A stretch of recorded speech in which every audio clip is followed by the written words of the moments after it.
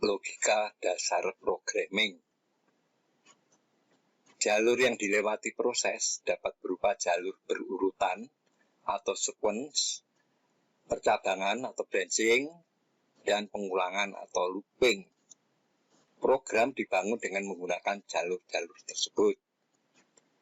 Sequence berurutan. Mula-mula proses di A,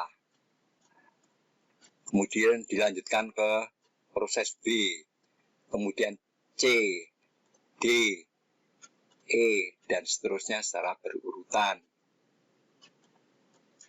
Branching atau percabangan, mula-mula di A, kemudian B, kemudian C. Nah, di C ini ada pilihan, dua pilihan, ke D atau ke H. Dengan melihat kondisi hasil pengolahan data, program akan memilih diteruskan ke D atau H. Misalnya, pada program telah ditentukan bila nilai data 0, maka proses diteruskan ke proses D, E, F, dan G, dan seterusnya. Itu bila ya. Bila nilai data tidak sama dengan 0, maka proses diteruskan ke proses H, I, dan menuju G, dan seterusnya. Jadi di sini pada proses decision C ini tergantung datanya itu bagaimana. Di sini ada pilihan iya apa tidak, yes atau no. Sedangkan looping atau pengulangan,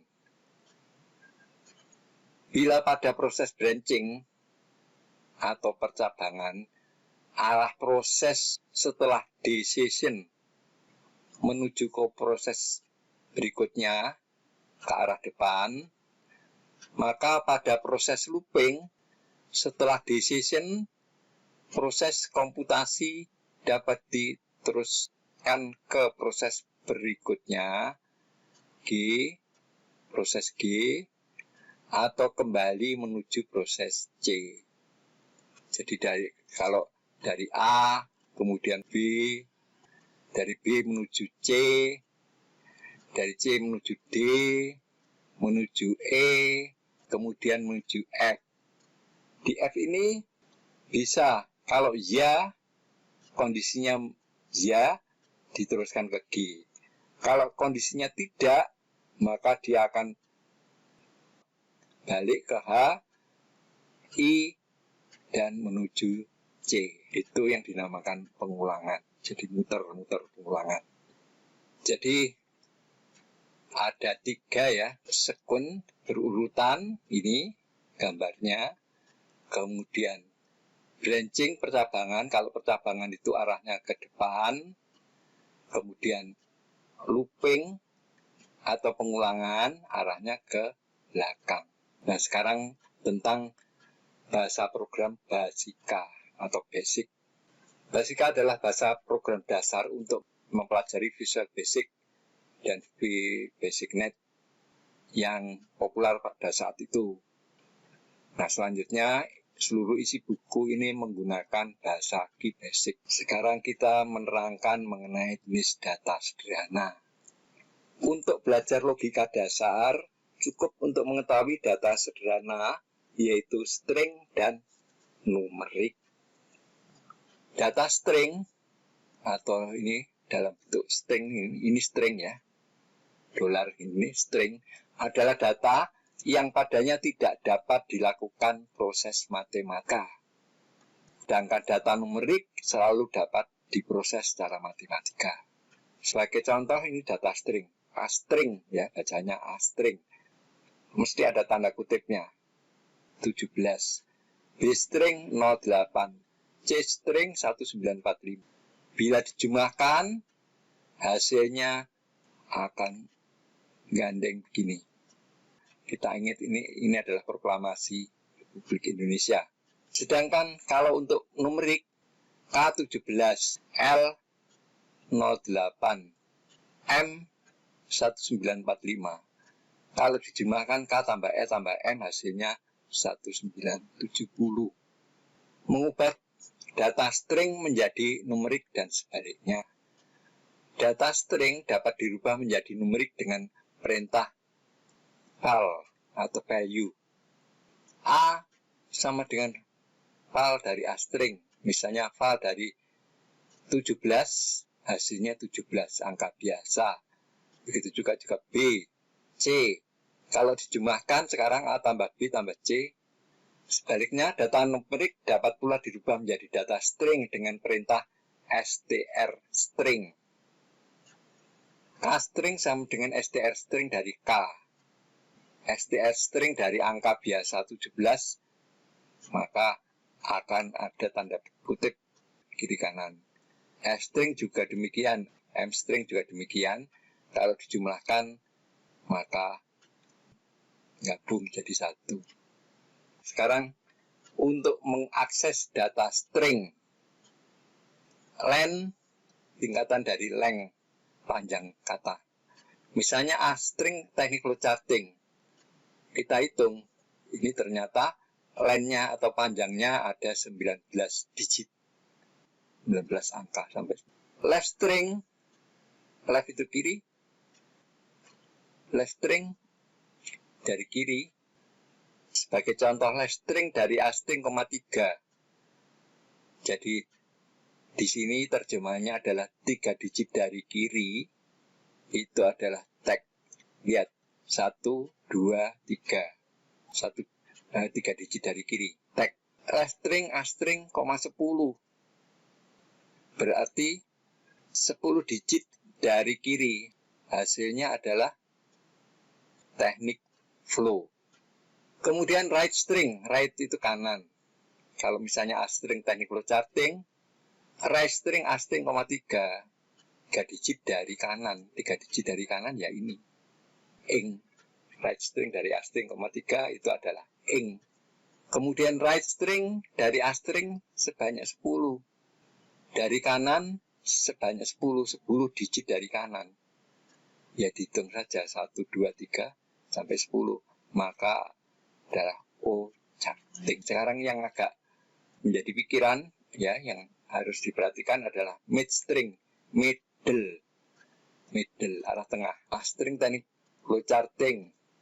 Kemudian kalau ada perintah mid string dari A string 10,3, artinya mulai digit ke-10. Digit ke-10 itu pada teknik flowcharting digit ke-10 adalah O. Sebanyak 3. Jadi O, W, C. Sebanyak 3 O, W, C. Kalau misalnya mid string, kalau tadi 10,3 sekarang 3,10. Berarti mulai digit ke-3. Mulai digit ke-3 kita lihat 1, 2, 3, mulai digit ke-3. Di sini sebanyak 10. Maka hasilnya adalah ini flow. Untuk contoh lain misalnya A string Cipularang misalnya. Maka len A string panjangnya berapa? Ada 10. Left string dari A string 4 artinya 4 huruf dari kiri, tulisannya adalah Cipu. Kalau misalnya diminta right string dari A string, 5, artinya 5 digit dari kanan. Jadi 5 digit dari kanan, 1, 2, 3, 4, 5. Hasilnya adalah arang. Mid string dari A string 4,4. Berarti mulai digit keempat sebanyak 4. Itu 2, 3, 4. Itu adalah ular. Nah sekarang kita teruskan dengan proses iterasi. Proses looping yang selalu menghasilkan perubahan nilai baru disebut iterasi. Iterasi dirumuskan dalam bentuk X sama dengan X plus A. Di sini A-nya harus berupa angka numerik, angka biasa. Rumus iterasi X sama dengan X plus A. Jangan lupa A adalah angka numerik, angka biasa. Nah, di sini X yang di sini di kiri ini adalah X yang baru, nilai X yang baru sama dengan nilai X yang lama ditambah A. Sebagai contoh, misalnya rumus iterasi itu P sama dengan P plus 3. Sebagai nilai awal, P0 sama dengan 5. Pada langkah pertama, P1 sama dengan P0 ditambah 3. 5 tambah 3, 8. P2 sama dengan P1 ditambah 3, jadi 11. P3 sama dengan P2 tambah 3, 14. Demikian seterusnya sampai kondisi tertentu. Nah, sekarang kumulasi, proses kumulasi. Rumusnya sama dengan iterasi, X sama dengan X plus A. X sama dengan X plus A, di mana X yang baru sama dengan X yang lama ditambah A. Hanya saja, A ini variabel yang nilainya tidak tentu, jadi bukan angka, variabel. Jadi angka juga, tetapi yang nilainya tidak tetap, bisa 5, 9, 12 dan sebagainya. Contohnya, misalnya menghitung total gaji pokok karyawan, rumusnya TT sama dengan TT plus GP. GP itu adalah gaji pokok. Pada iterasi pertama, ADI gaji pokoknya 400.000, maka totalnya ada 400.000. Kemudian Rini gajinya 700.000. Pada iterasi kedua dijumlahkan. Jadi sekarang totalnya bukan lagi 4.000, tapi 4.000 ditambah 7.000, jadi 11.000. Joni 750.000 ditambahkan jadi 1.850.000 dan seterusnya.